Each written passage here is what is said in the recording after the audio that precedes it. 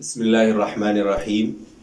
یہ ایک سوال ہے کہ مونچھوں کے بال اگر اتنے بڑے ہو کہ وہ کھانے پینے کی چیزوں میں لگ جاتے ہو، تو ہم نے سنا ہے مونچھوں کے بال اگر کھانے پینے میں لگ جائے تو وہ کھانا پینا حرام ہوتا ہے، مکروہ ہوتا ہے۔ تو اس کے متعلق شریعت کا کیا حکم ہے؟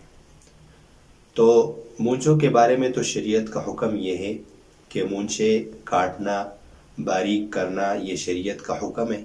ایک روایت میں آتا ہے حضور صلی اللہ علیہ وسلم نے فرمایا جو مونچھوں کو نہیں تراشتا وہ ہم میں سے نہیں ہے۔ اور ایک روایت میں حضور صلی اللہ علیہ وسلم کا ارشاد ہے کہ مونچھوں کو خوب باریک کرو اور داڑھیاں بڑھاؤ۔ شریعت کا حکم ہے مونچھیں اتنی بڑی رکھنا کہ وہ کھانے پینے کی چیزوں میں لگے، یہ شرعاً جائز نہیں ہے۔ لیکن اگر کسی کے مونچھیں اتنی بڑی ہو کہ وہ کھانے پینے کی چیزوں میں لگ جاتی ہو تو اس سے وہ کھانا پینا حرام نہیں ہوتا۔ ان چیزوں کو آپ استعمال کر سکتے ہیں، کھا پی سکتے ہیں، لیکن مونچھوں کو اس طرح بڑھانا یہ شرعاً درست نہیں ہے، یہ گناہ ہے، اس سے بچنا چاہیے۔